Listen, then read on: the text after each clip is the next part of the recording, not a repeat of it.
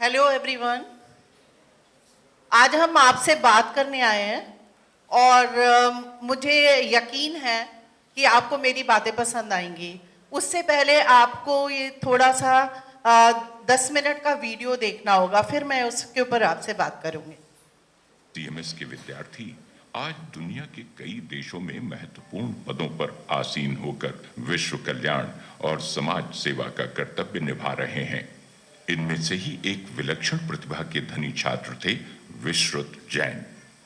विश्रुत ने सीएमएस के चौक कैंपस से मॉन्टेसरी क्लास से पढ़ाई शुरू की थी।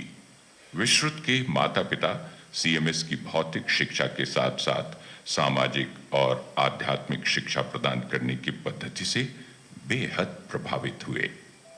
विश्रुत आज हमारे बीच नहीं है, लेकिन उन्होंने देश और दुनिया में वैज्ञानिक सेवा और समाज सेवा के माध्यम से न सिर्फ अपना और अपने माता पिता का नाम रोशन किया है, बल्कि सिटी मॉन्टेसरी स्कूल को भी गौरवान्वित किया है। विश्रुत से जुड़ा हुआ एक मार्मिक प्रसंग सीएमएस के संस्थापक प्रबंधक डॉक्टर जगदीश गांधी को आज भी याद आता है। सीएमएस चौक परिसर में जब विश्रुत 7वीं कक्षा पास कर चुके तो उनका चयन राष्ट्रीय स्तर के 9वें रैंक के साथ दिल्ली पब्लिक स्कूल आरके पुरम शाखा में निःशुल्क पढ़ाई के लिए हो गया। तब उनके पिता श्री ए.के. जैन ने डॉक्टर जगदीश गांधी से भेंट की। उन्होंने डॉक्टर गांधी को विश्रुत की उपलब्धि के बारे में बताया तो सीएमएस के फाउंडर मैनेजर ने उन्हें बधाई दी और राय दी कि विश्रुत को डीपीएस में दाखिला दिलाएं, जहां उन्हें निःशुल्क आवास, भोजन और पढ़ाई लिखाई की सुविधाएं मिलनी थीं। सहसा विश्रुत के पिता ने डॉक्टर जगदीश गांधी से एक सवाल किया, क्या सीएमएस की तरह ही विश्रुत को डीपीएस में भी भौतिक शिक्षा के साथ साथ मानवीय और आध्यात्मिक शिक्षा मिलेगी, जिससे कि विश्रुत के व्यक्तित्व का सर्वांगीण विकास हो सके? इस पर डॉक्टर जगदीश गांधी ने कहा कि इस प्रश्न का उनके पास कोई जवाब नहीं है। ये सुनकर विश्रुत के पिता संशय में पड़ गए, लेकिन दूसरे ही क्षण उन्होंने दृढ़ संकल्प के साथ कहा कि विश्रुत दिल्ली नहीं जाएगा और सीएमएस में ही पढ़ेगा। इसके बाद विश्रुत ने आगे की पढ़ाई सीएमएस के स्टेशन रोड कैंपस से पूरी की। जाहिर है कि एक और सुविख्यात विद्यालय की निःशुल्क सुविधाओं को वरीयता न देकर विश्रुत के पिता ने सीएमएस को ही महत्ता दी। विश्रुत ने सीएमएस से 12वीं तक पढ़ाई की। इस दौरान उनका चयन नेशनल टैलेंट सर्च स्कॉलरशिप के लिए हो गया। बहुमुखी प्रतिभा के धनी विश्रुत मार्शल आर्ट में ब्लैक बेल्ट होल्डर भी रहे। अंतर विद्यालयी वाद विवाद प्रतियोगिता में उन्होंने प्रथम स्थान प्राप्त किया। 90% अंकों के साथ कक्षा 12 की परीक्षा पास कर विश्रुत ने सिंगापुर एयरलाइंस की 100% स्कॉलरशिप के साथ सिंगापुर की नेशनल यूनिवर्सिटी में दाखिला लिया। यहाँ से उन्होंने बीएससी और एमएससी किया। एमएससी में तो वो टॉपर भी रहे। विश्रुत ने पहली नौकरी फ्रांस की विश्वविख्यात मैनेजमेंट कंपनी स्टर्न स्टेवर्ट में वाइस प्रेसिडेंट के पद से शुरू की। इसके बाद दुनिया के सबसे बड़े प्रबंधन विद्यालय इनसेट में उन्होंने एसोसिएट प्रोफेसर के रूप में नौकरी शुरू की। इस दौरान उनकी एक किताब भी प्रकाशित हुई। विश्रुत की प्रबंधन कला और उनके व्यक्तित्व की अन्य विशेषताओं के सभी कायल थे। उन्हें प्रतिष्ठित बोस्टन कंसल्टिंग ग्रुप ने अपना पार्टनर भी बनाया। विश्रुत अपने पीछे पत्नी और एक पुत्र छोड़ गए हैं। विश्रुत ने सीएमएस की मानवीय और आध्यात्मिक शिक्षा को आत्मसात कर लिया था। उन्होंने अपनी नौकरी के दौरान नेपाल की अत्यधिक गरीब 17 बालिकाओं को गोद लेकर उनकी पढ़ाई और अन्य बुनियादी सुविधाओं का खर्च उठाना शुरू कर दिया था। साल में एक बार विश्रुत इन लड़कियों और उनके पारिवारिक सदस्यों के साथ घूमने जाया करते थे। गत 4 फरवरी 2019 को विश्रुत इन्हीं लड़कियों और उनके परिवारों के साथ काठमांडू से थोड़ी दूरी पर थे, तभी उनको दिल का दौरा पड़ा। जब तक हेलीकॉप्टर से उन्हें काठमांडू ले जाया जाता, रास्ते में उन्होंने दुनिया से अलविदा कह दिया। नियति को शायद यही मंजूर था। विश्रुत तो चले गए, लेकिन उनकी नेक नियति और सामाजिक सेवा को हमेशा याद किया जाएगा। सीएमएस परिवार अपने इस लाल को खोकर अत्यंत शोक संतप्त है। ईश्वर विश्रुत की आत्मा को सद्गति दे, हमारी यही प्रार्थना है।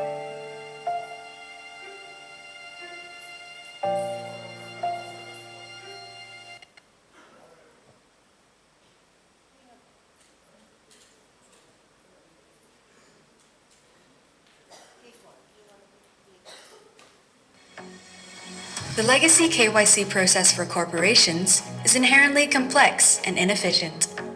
A corporate relationship manager needs to retrieve over 200 pieces of data from multiple sources in order to determine a customer's eligibility and fitness. This results in an extremely complex and time-intensive experience for both the employee and the corporate customer. Digital technology is evolving the future of banking. These advances are transforming the KYC journey. So the challenge of the KYC process is the complexity and the inefficiency of the process itself. We need to go through each individual stakeholder's KYC, watch list, sanction, and those consist of 8 to 10 systems. There is no way to simply re-engineer your way out of this problem. You have to actually zero-base it and think about it completely different. So that's what we started doing with the IBM team. We started with the vision of why would it not be possible to start with just one field where you enter the juristic ID of the company and then the computer would handle everything else. And the results have been absolutely fantastic.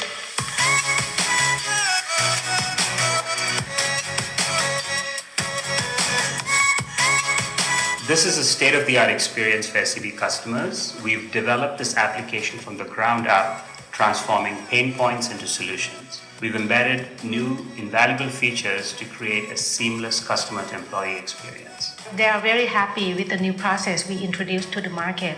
We have to do KYC in every level of shareholding structure. It will take a lot of time. This process used to take 90 minutes to several days, and now with this new automated KYC calculation, the mode is about 4 to 5 minutes. The microservices is also adding a level of reusability. So we've got the smaller capabilities, even down to a digital signature, which we can reuse across multiple customer journeys, because we design customer journeys around our customer and what they want, rather than being influenced by the way in which we deliver technology. From eKYC, we have a very quick turnaround time. We want to extend this version into product subscription. So every time that customer would like to come in and subscribe for a new product, we can use this system and go straight to product subscription. At the end of the day, they may not need to bring any documents at all. Is because of that delivery capability, that really strong delivery capability. That to me is an absolute essential component in any transformation. IBM Project Manager, Business Expert, and Technology Architect, working with SCB product owner and designers, form a world-class team to harness and deconstruct challenges in record speed. So why am I using IBM? Because I've got a strong partner that gives me and meets those delivery promises.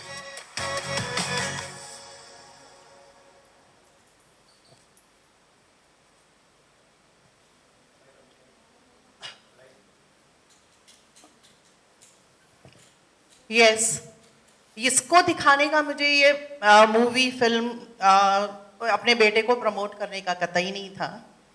मेरा सिर्फ ये motive था कि आप भी ऐसे बन सकते हैं। You can also be like him. उसने क्या किया? उसने सिर्फ इतना ही किया जो आप लोगों को करना चाहिए। लाइक दिखा कभी नहीं दिया करते हैं नींव के पत्थर जिन पे इमारत बनती है। ये सुना है आपने?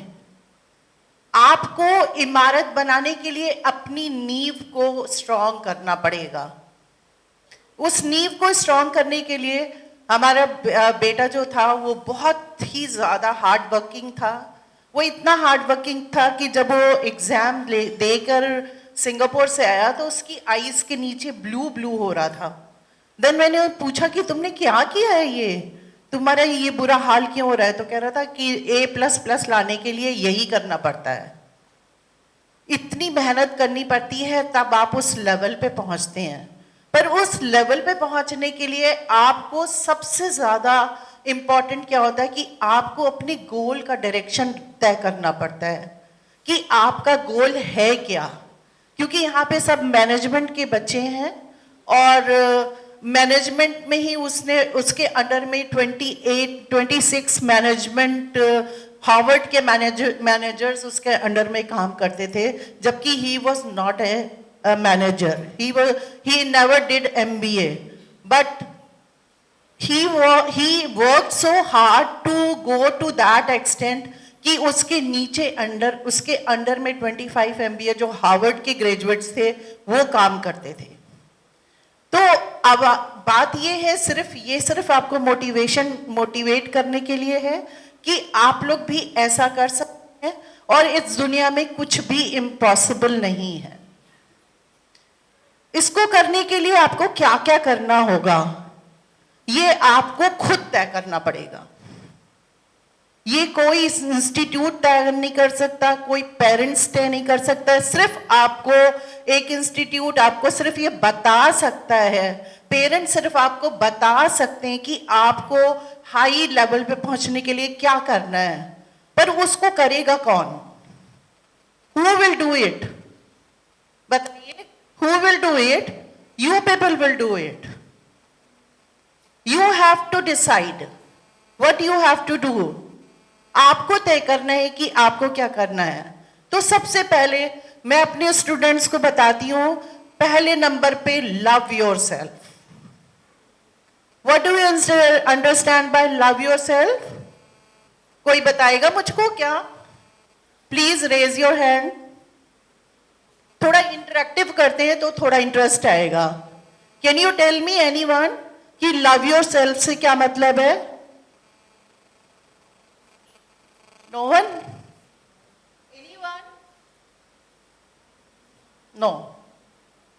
Okay, I will tell you कि love yourself से क्या मतलब है। Love yourself से मतलब ये है कि जब आप अपने आप को प्यार करेंगे तब आप कुछ कर पाएंगे। अपने आप से प्यार करने का मतलब क्या है कि आप जब अपने आप को प्यार करेंगे तो आप अपनी राह अपने आप खोजेंगे।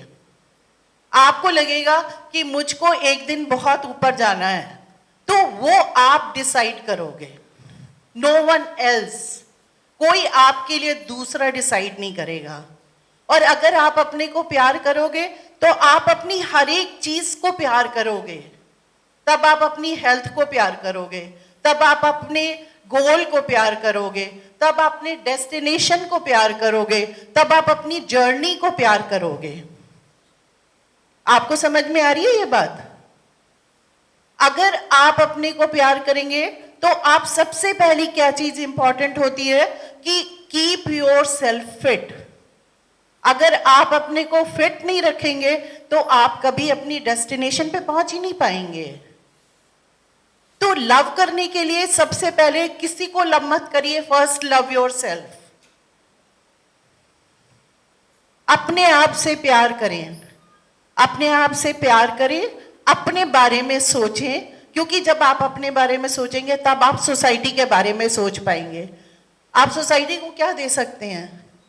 जब तक आप खुद ही नहीं कुछ आपने गेन किया है तो सोसाइटी को क्या देंगे? तो first of all you have to gain, you have to find out the way. अपने लिए अपनी राह खुद निकालनी होती है, कोई आपको उंगली पकड़ के चला नहीं सकता है। मेरा बेटा तो 17 इयर्स का था जब सिंगापुर चला गया था। 17 साल की उम्र में उसने अपनी राह खुद बनाई। वहां पे जाके उसने अपना एक मुकाम स्थापित किया। उसने सिर्फ सिंगापुर में ही नहीं अपना स्थान स्थापित किया। ये जो दूसरे वाला वीडियो है वो बैंकॉक का है। बैंकॉक में ये डॉक्यूमेंट्री उनकी हर जगह दिखाई जाती है, क्योंकि उसने बहुत बड़ा काम किया था, डिजिटलाइज किया था पूरे बैंक को। तो first thing which is very important, जो मैंने को लगा है, जो मैंने अपने स्टूडेंट्स को सिखाया है, जो मुझे जिंदगी में महसूस हुआ है कि सबसे इंपॉर्टेंट चीज है, नंबर 1 पे लव योरसेल्फ, सेकंड नंबर पे सेट योर गोल्स। पहले आपको अपना गोल करना पड़ेगा सेट। अगर आपको यही नहीं पता है कि आपका गोल क्या है तो आप करोगे क्या? गोल सिर्फ ये आपका एमबीए करना गोल नहीं होता है लाइफ में। एक ये भी गोल है, ये मैं नहीं कहूंगी कि गोल नहीं है। आपका गोल है एमबीए कर लिया, देन व्हाट? कुछ आगे का भी तो सोचना होता है। बात समझ में आ रही है आप लोग को? Don't be passive listener. Please tell me कि are you getting my points? Yes, okay.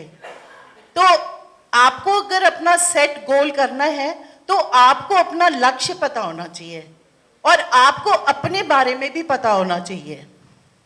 ये नहीं है कि मैं तो कुछ मेरी कैपेबिलिटी तो कुछ है नहीं और मैं पढ़ सकता नहीं हूँ और मैं तो बन रहा हूँ बहुत बड़े कि मैं तो कल को सीईओ बन जाऊं कहीं का जाके, तो इट्स नॉट पॉसिबल।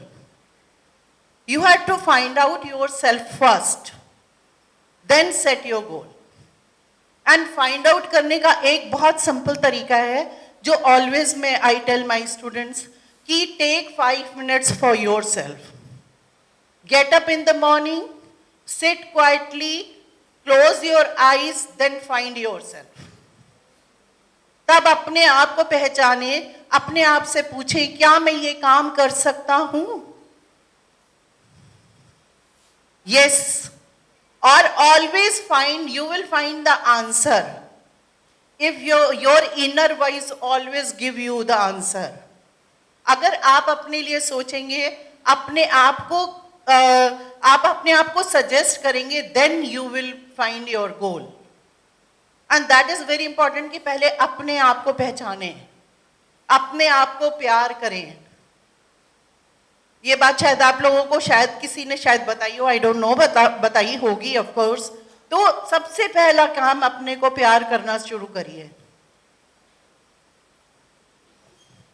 जिस दिन आपने अपने आप को प्यार कर लिया, सोच लीजिए आपने सब कुछ कर लिया, क्योंकि आप फिर वो करेंगे जो आपके लिए इंपॉर्टेंट होगा। आप सुबह उठेंगे कि मुझे टाइम से इंस्टीट्यूट जाना है, फिर आप अपने हेल्थ के बारे में सोचेंगे क्योंकि मुझे अगर मैं फिट नहीं रहूंगा तो मैं रेगुलर कैसे रहूंगा, और अगर मैं रेगुलर नहीं रहूंगा तो फिर मैं कैसे पढ़ूंगा। सो ये सारी चीजें एक के साथ एक के साथ एक के साथ ये चेन है, ये चेन बनती जाएगी और वो आपको फिर कहाँ लेके जाएगी? जहां आप पहुंचना चाहते हैं।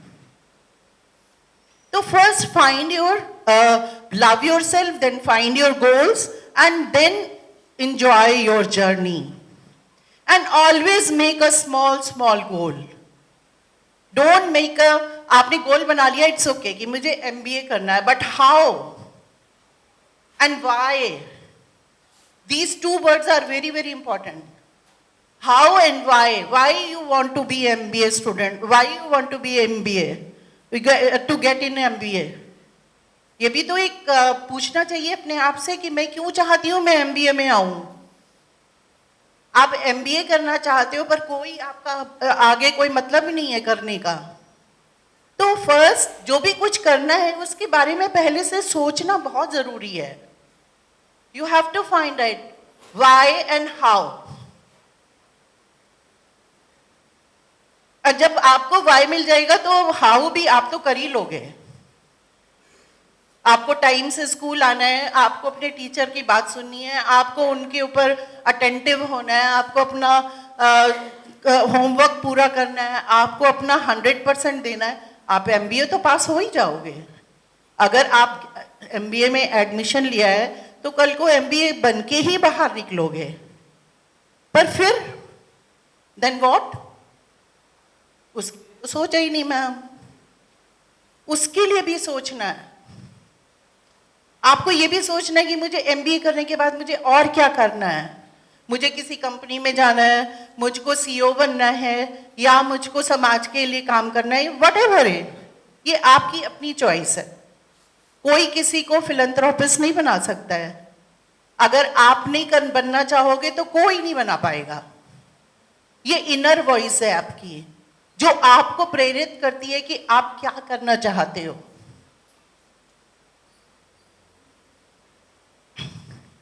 और मेरे एक बात मुझे और भी बोलनी है कि लाइफ में ये तो सबको पता है कि हार्ड वर्क का कोई सब्स्टिट्यूट नहीं है, वो तो सबको पता है, पर मेरे हिसाब से एम्पैथी का भी कोई सब्स्टिट्यूट नहीं है। आपके दिल में लोगों के प्रति प्यार होना चाहिए, आपका दिल एक शुभ उससे भाव से भरा हुआ होना चाहिए।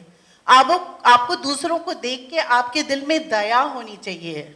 आपको एक दूसरे के प्रति, आप जैसे आपके टीचर हैं, मैंने देखा है आजकल के स्टूडेंट बिल्कुल भी अपने टीचर्स की ज़्यादा रिस्पेक्ट नहीं करते हैं, पर ये क्या कोई बात है कि आप क्या अपने आप सीख के आए हो? मैं अपने स्टूडेंट से पूछती हूँ, क्या तुमने सब कुछ जो कुछ सीखा अपनी ज़िंदगी में अपने टीचर के बिना नहीं सीखा है? Then you have to pay respect first your teacher. When you will pay respect to your teacher, तभी तुम्हें अपने टीचर की बात समझ में आएगी। आजकल कौन टीचर कौन क्या, तो धक्का मार के भी निकल जाते हैं स्टूडेंट्स। पर मैंने ये भी देखा है कि कई स्टूडेंट्स ऐसे भी होते हैं कि जो आपकी रिस्पेक्ट करते हैं, ये वही करते हैं जिनको अपना गोल एंड वाई पता होता है। अगर आपको नहीं पता है तो आप अपने टीचर को, अपने प्रिंसिपल को या अपने किसी को भी क्यों आप इतनी रिस्पेक्ट करोगे? तो अगर आपको जिंदगी में बढ़ना है तो 2-3 चीजों का तो बहुत बड़ा ध्यान रखना पड़ेगा। और मुझे इसके साथ में आप लोग को ये भी बताना है कि आप कल को ऐसे निकलें कि आपके बारे में आपका इंस्टीट्यूट, आपका परिवार, आपका देश और विदेश भी आपके बारे में बात कर सके। ऐसे बनिए। मैं आज विश्रुत को खोया जरूर मैंने है, and I am very sad also, पर I am a proud mother.